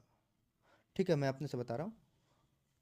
तो क्या हुआ बच्चों, इस ओजोन लेयर जो फॉर्मेशन हो रहा है, ओजोन वैसे क्या आपका डेडली पॉइजन है, लेकिन ये एटमॉस्फेयर के टॉप लेवल पे आपके लिए ओजोन लेयर बना के दे रही है, जो आपको अल्ट्रा वायलेट रे से और उसके रेडिएशन से जो आपको प्रोटेक्ट कर रही है, जो कि आपको स्किन कैंसर कॉज करता है। तो हमारे जो ह्यूमन इतना बड़ा जो है डिजास्टर फैला के रखता है बच्चों, लेकिन हमारे काम ही आती है हर चीज़, लेकिन प्रकृति की वजह हमें जो है देख कर काम करना चाहिए बच्चों। तो इस ओजोन लेयर में क्या हुआ बच्चों, धीरे धीरे डिप्लेशन आने लगा। क्या हुआ, इस ओजोन लेयर का लेयर जो है धीरे धीरे ख़त्म होने लगा बच्चों। तो क्या हुआ, साइंटिस्ट लोग कुछ बैठे, द अमाउंट ऑफ ओजोन जो एटमॉस्फेयर में था बिगिन टू ड्रॉप शार्पली, एकदम तेज़ी से जो है गिरने लगा। कब, 1980 में। तो ये डिक्रीज जो हुआ था बच्चों किस वजह से, और सिंथेटिक केमिकल के वजह से हुआ था, जिसको हम लोग क्लोरोफ्लोरोकार्बन्स कहते हैं। तो डिप्लीशन ऑफ ओजोन लेयर, तो यहाँ पे लिखो बच्चों, डिप्लीशन, क्वेश्चन आता है बच्चों, डिप्लीशन ऑफ ओजोन लेयर का कारण कौन है बच्चों, CFCs का यूज़, क्लोरोफ्लोरोकार्बन का यूज़ बच्चों, जो कि आपका रिफ्रिजरेंट्स में यूज़ होते हैं बच्चों, रेफ्रिजरेटर में आपका, एसीज में यूज़ होते हैं बच्चों, जो भी चीज़ ठंडे करने वाला होता है। और आपका फायर एक्सटिंग्विशर में भी बच्चों ये यूज़ होता था। 1987 में क्या हो बच्चों, 1987 में यूनाइटेड नेशन इन्वायरमेंट प्रोग्राम, जिसको आप UNEP, एक एक आपको डाटा पता होना चाहिए बच्चों, यहाँ से डाटा पे भी क्वेश्चन आते हैं। सक्सीड हुआ बच्चों, फॉरगिंग एग्रीमेंट बनाया बच्चों, जिससे CFC के प्रोडक्शन ही को हम लोग ख़त्म कर देते हैं। हम लोग को ख़त्म कर रहा है, हम लोग CFC के प्रोडक्शन ही को ख़त्म कर देते हैं 1986 के लेवल पे। ठीक है, अब ये मैंडेटरी हो गया हर एक मैन्युफैक्चरिंग कंपनीज़ के लिए कि वो CFC फ्री रेफ्रिजरेटर्स बनाए पूरे दुनिया में। ठीक है ना, यानी अब एसीज वगैरह जो आते हैं वो उससे CFCs जो है नहीं निकलते हैं। ठीक है बच्चों, तो ये आपका जो है 1980 के लेवल पे अचानक से जो है ओजोन के लेयर में जो है कमी आने लगा बच्चों। रीज़न क्या था, CFC का यूज़ जो कि रिफ्रिजरेंट्स में यूज़ होता था बच्चों, फायर एक्सटिंग्विशर में यूज़ होता था। 1987 में बच्चों UNEP ने बैठा, जिसको हम लोग कहते हैं United Nations environmental programme, succeed हुआ, एक एग्रीमेंट बना, जिसके माध्यम से बच्चों CFC के प्रोडक्शन ही को हम लोग ख़त्म कर दिए बच्चों 1986 लेवल पे। और जो है मैंडेटरी हो गया अब सारे मैन्युफैक्चर कंपनी के लिए कि कार्बन क्लोरोफ्लोरोकार्बन फ्री जो है रेफ्रिजरेटर बनाए पूरी दुनिया में। ठीक है, तो ये क्वेश्चंस आपके ओजोन में आते हैं। ओजोन का फॉर्मेशन कैसे हुआ ये आपको पता होना चाहिए। डिप्लेशन ऑफ ओजोन के जो कारण जो था आपका CFC था। ठीक है, कुछ क्वेश्चन NCERT के हैं। आगे बात करते हैं बच्चों, तो ये जो आपको पता होना चाहिए बच्चों एकदम, आपको ये जो एकदम आप जो है खुद से देखोगे फूड चेन वाला है, ये मैंने आपको अपने लैंग्वेज में बता दिया, लेकिन NCERT एक बार आप रीड आउट कर लोगे। ठीक है, तो यहाँ तक हम लोग पढ़ चुके हैं। आगे आओ, आगे जो हम managing the garbage we produce, तो यहाँ पे जो आपको बायोडिग्रेडेबल एंड नॉन बायोडिग्रेडेबल से क्वेश्चन पूछा जाता है। ठीक है, तो ये बायोडिग्रेडेबल और नॉन बायोडिग्रेडेबल जो है आप खुद से जो बच्चों कर लोगे। ठीक है, आप जो है छोटे क्लास से पढ़ते हुए आ रहे हो, ठीक है, एग्जाम्पल्स के साथ। ठीक है, नहीं तो मैं जो है 15-20 मिनट का सेशंस लाऊंगा क्वेश्चन पे, वहीं पे करा दूंगा, ये सब कर लोगे। कुछ सब्सटेंस बायोडिग्रेडेबल क्यों होते हैं, नॉन बायोडिग्रेडेबल जो आपका आराम से डिग्रेड हो जाए। ठीक है ना, और नॉन बायोडिग्रेडेबल डिग्रेड नहीं हो, प्लास्टिक वगैरह अगर हो गया। दो एग्जाम्पल बताना है या दो वे बताना है जिसमें बायोडिग्रेडेबल सब्सटेंस अफेक्ट करता है हमारे इन्वायरमेंट को, इसी तरह नॉन बायोडिग्रेडेबल सब्सटेंस जो अफेक्ट करता है हमारे डिट्टो क्वेश्चन जो है बोर्ड में छाप दिया जाता है। यहाँ से याद रखना, एक ऐसा टॉपिक है ना डिट्टो क्वेश्चन छाप दिए जाएंगे। ठीक है, लाइफ प्रोसेस में छाप दिया जाता है डिट्टो। ठीक है, इसके बाद ओजोन क्या होता है, डेडली पॉइजन होता है, कैसे ये अफेक्ट करता है किसी भी इकोसिस्टम को। ठीक है ना, ये भी आपको पता होना चाहिए, क्वेश्चन करो, डिट्टो क्वेश्चन आते हैं बच्चों। How can you help in reducing waste disposal के प्रॉब्लम को रिड्यूस करने में तुम कैसे हेल्प कर सकते हो, तुम कैसे कर सकते हो बच्चों, मैं मुझसे नहीं पूछ रहा है, तुमसे पूछ रहा है, तुम इसको खुद के लैंग्वेज में लिखो बच्चों समझ के। गिव एनी 2 मेथड, 2 मेथड बता दो बच्चों, ठीक है। ये सब खुद से करो बच्चों, कुछ चीज़ जो है खुद से सीखना भी चाहिए, गूगल करो बच्चों। आगे आओ, एक केस स्टडी दिया है एनसीईआरटी, केस स्टडी नहीं बच्चों, think over it, disposable cup in train, यहाँ से एक बार क्वेश्चन आया हुआ था। इफ़ अगर आप अपने पेरेंट्स से पूछोगे बच्चों तो एक समय वो याद करेंगे बच्चों कि ट्रेन में जो आपका प्लास्टिक का गिलास मिलता था बच्चों, जो आपको वेंडर को वापस कर देना पड़ता, प्लास्टिक का गिलास मिला वेंडर को वापस करना, इससे मतलब क्या समझ में आया बच्चों आपको, प्लास्टिक तो आप लोग देखते होंगे कि जब चाय पीने जाते हो गिलास के जब कप में देता होगा चाय तो वो बस उसको खंगाल देता है पानी में और आपको दे देता है, तो हाइजीन का प्रॉब्लम आता है। तो आगे एनसीईआरटी क्या बोलता है, the introduction of disposable cup was held as a step forward for the reason of hygiene, ठीक है बच्चों, प्लास्टिक का लिया खंगाला दे दिया बच्चों, तो डिजीज़ फैलने का भी आपको ज़्यादा जो है आपको चांसेस बढ़ गया। No one at that time, उस समय कोई नहीं सोच पाया बच्चों, इतना सोच पाया तो इतना प्रकृति में जो है आपदा नहीं आती बच्चों। पर have thought that the impact cause by the disposable of million of this cup, कितना इसका जो है आपका नुकसान है बच्चों, ठीक है। तो कुछ समय पहले जो है कूलर यूज होता था बच्चों, आप लिखो तो नीचे, अभी भी कूलर यूज होता है सर। इस डिस्पोजेबल कप जो है किले का बना रहता है, किले का आने का मतलब मट्टी से, क्या होता है बच्चों, ये अल्टरनेटिव यूज़ किया गया प्लास्टिक कप का, ठीक है। लेकिन बच्चों एक बात बताते हैं कि जब कूलर हम लोग बनाते हैं ना, तो जो आपके खेतों की जो टॉप सॉइल होती है, टॉप सॉइल हमेशा फर्टाइल होती है बच्चों, तो टॉप सॉइल को काट के ले आते हैं, यानी मट्टी काट के ले आता है बच्चों, तो टॉप सॉइल आपका गायब, फर्टाइल सॉइल गायब, तो आपका अनाज जो है सही से नहीं उगेगा बच्चों, तो आप खुद उसमें डालोगे आर्टिफिशियल सामान सब, ठीक है। आगे आओ, तो टॉप सॉइल जो है आपका खत्म हो रहा था, तो कुल्लड़ बनाना भी हमारे के लिए नुकसानदायक। Now the disposable paper cup are use हो रहा है, डिस्पोजेबल पेपर कप हमारे अब यूज़ हो रहा है बच्चों। तो डिस्पोजेबल मतलब जो डिस्पोज हो जाए, what do you think are advantage of disposable paper cup over disposable plastic cup, disposable paper cup का क्या मतलब आपका एडवांटेज है डिस्पोजेबल प्लास्टिक कप का। देखो बच्चों, जो पेपर कप्स हैं, इस पेपर कप्स के बीच में भी लेयर होता है आपका प्लास्टिक का, ठीक है। हाँ, तो कोई एडवांटेज वगैरह नहीं है, लेकिन आपको लिखना है, एनसीईआरटी पूछा है, यहाँ से भी क्वेश्चन आपके पूछे जाते हैं, ठीक है। प्लास्टिक कप्स दोनों का कोई एडवांटेज नहीं, माइक्रो प्लास्टिक बहुत जाता है। वैसे भी आजकल तो पूरे यूट्यूब शॉर्ट्स पे तो यही फैला हुआ है कि इसमें मैदा होता है, इसमें पाम ऑयल होता है, तो वहाँ से आप लोग ये सब चीज़ समझ सकते हो बच्चों, टीचर की ज़रूरत नहीं है हर जगह, ठीक है।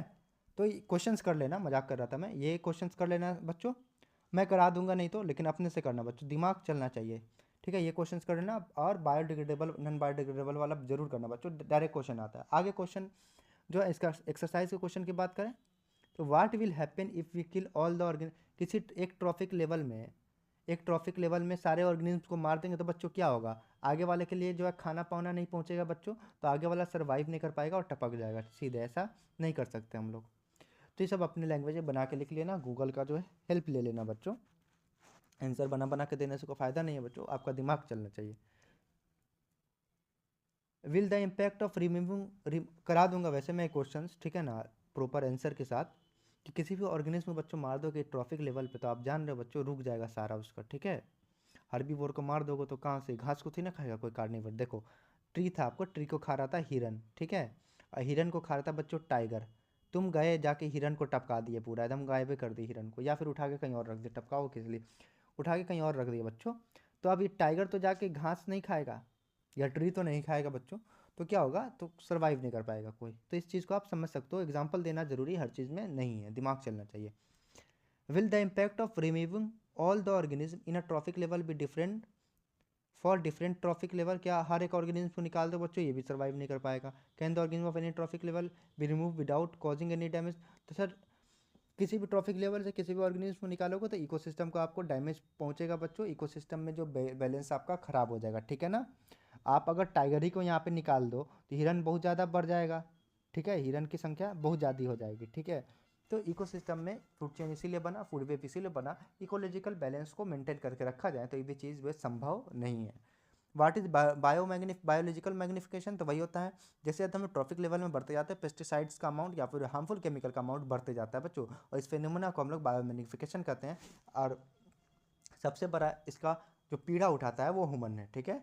Will the level of bio magnification भी डिफरेंट एट डिफरेंट, हाँ जो मैग्निफिकेशन का लेवल है अलग अलग इकोसिस्टम में डिफरेंट होता है, ठीक है, तो इसको आप कर सकते हो।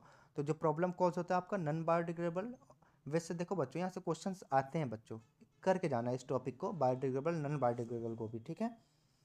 तो ये सारे कर लेना बच्चों। ओजोन के जो है कॉज पर रहा कंसर्न है, डैमेज जो ओजोन को पहुंचा है, ये एक कॉज ऑफ कंसर्न है बच्चों। ग्लोबल वार्मिंग वगैरह आप लोग पढ़ते हुए आ रहे हो, ठीक है ना। हाँ, स्किन कैंसर होगा बच्चों, अल्ट्रा वायलेट रे आएगा। आप देख रहे हो क्रीम फेस वॉश सब में बच्चों ये आ रहा है, अल्ट्रा वायलेट रे से प्रोटेक्शन है, ये सब चीज़ आ रहा है, ठीक है ना, यूवी प्रोटेक्शन। तो वही सब चीज़ है बच्चों, ऐड देखना आराम से पॉन्ड्स वगैरह का, तो आपको चीज़ें समझ में आने लगेंगी, ठीक है। हम्म। तो क्या स्टेप टेकन, इस डैमेज से बचने के लिए क्या स्टेप टेकन लिए गए, सब आप लोग कर सकते हो आराम से। गूगल का हेल्प लो बच्चों, भेजा चलना चाहिए सारा चीज़, टीचर आपको थाली में परोस के नहीं देगा, ठीक है। आपको रट के नहीं जाना है। तो बात करते हैं आगे बच्चों। तो ये चैप्टर हमारा समाप्त होता है, ठीक है। क्वेश्चन सेशंस ले लूँगा बच्चों। तो हमने जो है हाउ डू ऑर्गेनिज्म रिप्रोड्यूस भी खत्म कर दिया ना, कंट्रोल कोऑर्डिनेशन भी खत्म कर दिया, और हेरिडिटी, और आज आवर इन्वायरमेंट भी खत्म कर दिया। 4 चैप्टर समाप्त, लाइफ प्रोसेस बाकी है, ठीक है। वहाँ पे भी एनसीईआरटी के अंदर वाले जो क्वेश्चन है ना, बहुत सारे क्वेश्चन पूछे। और कार्बन कंपाउंड आधा समाप्त है, आधा बाकी है, इसको भी जो है कुछ दिन में हम लोग समाप्त कर लेंगे, ठीक है। बाकी फिजिक्स वगैरह तेजी में समाप्त करेंगे, वन शॉट में एकदम मस्त, ठीक है। तो बच्चों, अगर आपको क्वेश्चन बैंक चाहिए या फिर ये जो है नोट्स वगैरह आपको चाहिए, तो आप हमारे टेलीग्राम में जुड़ सकते हैं, सीख ले साइंस करके होगा। आपके डिस्क्रिप्शन बॉक्स में जो आपको लिंक दे दिया गया है, ठीक है, वहाँ पे आपको सारे हमारे नोट्स मिल जाएंगे जो मैं यहाँ पे पढ़ाता हूँ, ठीक है ना। और आपको क्वेश्चन बैंक चाहिए, सैम्पल पेपर चाहिए बच्चों, तो आप ले सकते हो। कोई भी क्वेरी है बच्चों, टेलीग्राम ज्वाइन कीजिए बच्चों। और जो है आप कमेंट बॉक्स में कोई भी क्वेरी पूछ दे, सर हमको ये चैप्टर जल्दी से चाहिए, सर हमारा प्री बोर्ड आ रहा है, प्रैक्टिकल्स के एग्जाम है, सर ये एक टॉपिक करा दीजिए। बाकी टॉपिक तो ज़रूरी नहीं है सारे टॉपिक आप हमसे कर रहे हो, ठीक है ना। कुछ टॉपिक आप कहीं से कर रहे हो, कुछ आपको करना हो कहीं और नहीं हो रहा हो, ठीक है। आप जो है कुछ भी पूछ सकते हैं बच्चों, ठीक है। तो मिलते हैं बच्चों अगले लेक्चर में, ठीक है, जहाँ पे हम लोग कार्बन एंड इट्स कंपाउंड को समाप्त कर लेंगे, और जल्दी लाइफ प्रोसेस को भी शुरू करेंगे, और केमिस्ट्री को ख़त्म करके फिजिक्स भी शुरू कर देंगे। और दिसंबर से पहले, जनवरी से पहले सिलेबस ख़त्म हो जाएगा, 15 दिसंबर 20 दिसंबर तक। 1 जनवरी से आपके प्रैक्टिकल्स शुरू हो रहे हैं, प्रैक्टिकल से पहले आप तोप के गोला होंगे, ठीक है बच्चों। मिलते हैं अगले लेक्चर में, तब तक के लिए खूब सारा मेहनत करो, ठीक है। क्वेश्चन बैंक चाहिए तो जो है कमेंट सेक्शन में आप कमेंट कर दो बच्चों, और टेलीग्राम से जुड़ जाओ।